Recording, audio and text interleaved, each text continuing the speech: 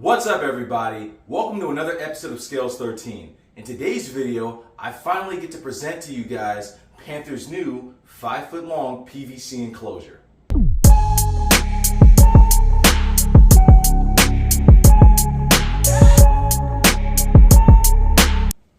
So let's get into why I decided to have this major enclosure upgrade for Panther, my Indonesian blue tongue skink, common in Indonesia, to live with Gigas Gigas.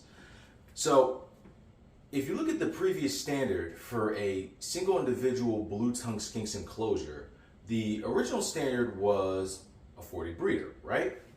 And I'm not saying that a 40 breeder isn't large enough for, let's say, smaller individuals or even young and adolescent, juvenile blue tongue skinks, right? The dimensions of a 40 breeder are about 3 feet long, 18 inches wide, I think, and about 18 inches tall. With that being said, if you have a blue tongue skink where the length of the animal from nose to the tip of its tail is over 18 inches long, that means when this animal turns around within the enclosure, it can't stretch out fully when it comes to the width of the animal's enclosure, right?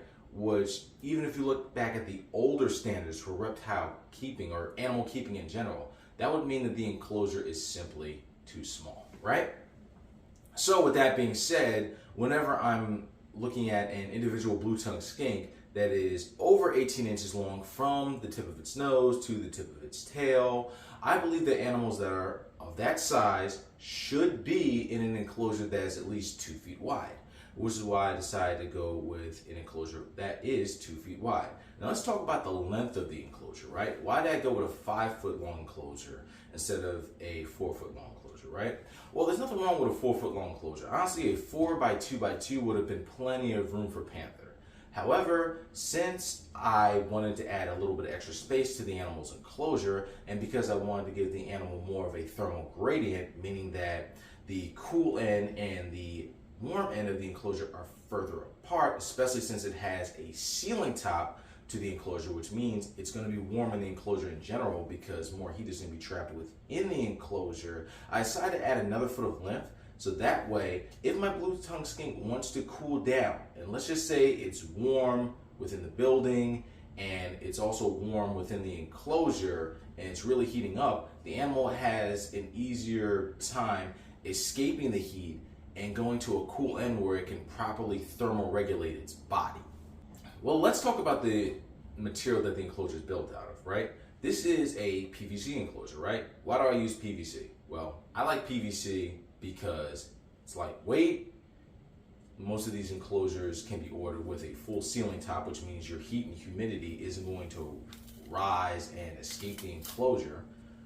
So if you guys remember, when I had Panther in the 40 breeder, I did use foil tape to close off the upper portion of the enclosure to make sure that the humidity and the heat wasn't escaping the screen top, right? It worked well, but nothing beats a solid piece of material versus having a screen top where even if I use the foil tape, there were a few corners here and there where as it began to break down over time from the moisture and the foil tape just being moved from opening the enclosure and things like that, there were a few small gaps that would appear over the course of a few months that would make the foil tape less efficient at holding the heat and humidity within the enclosure.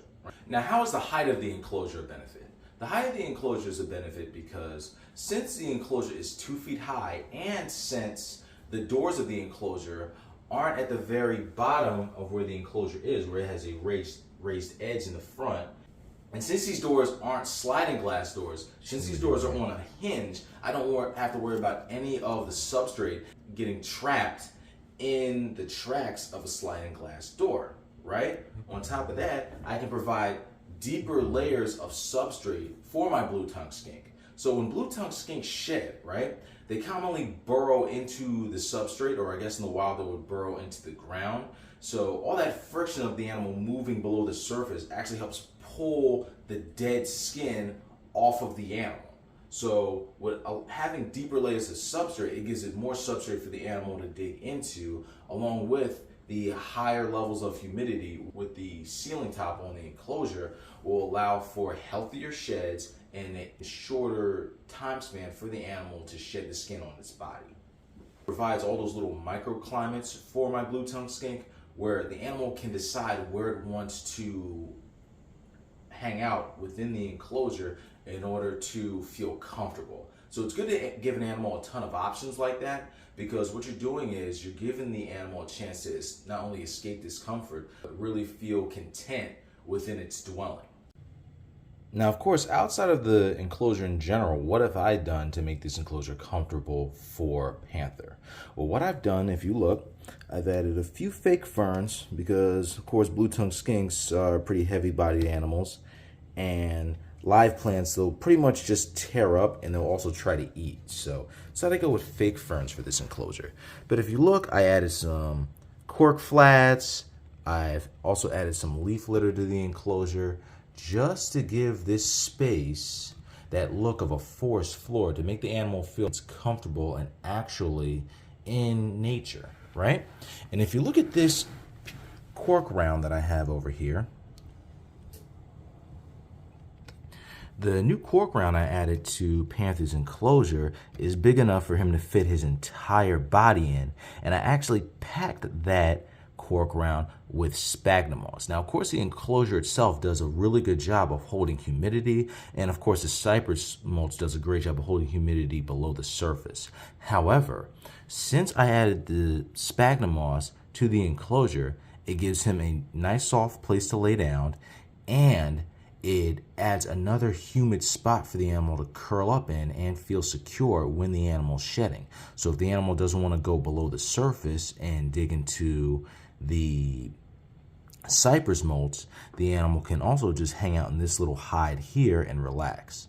And the ferns being low to the ground also give the animal a little bit of security, where sometimes I'll actually see Panther sleeping in the fern over on the warm side of the enclosure, right over there in that back corner.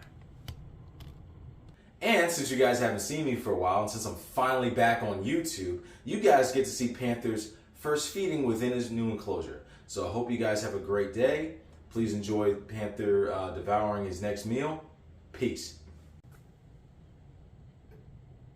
There you go, Panther. Come on, first meal in your new enclosure.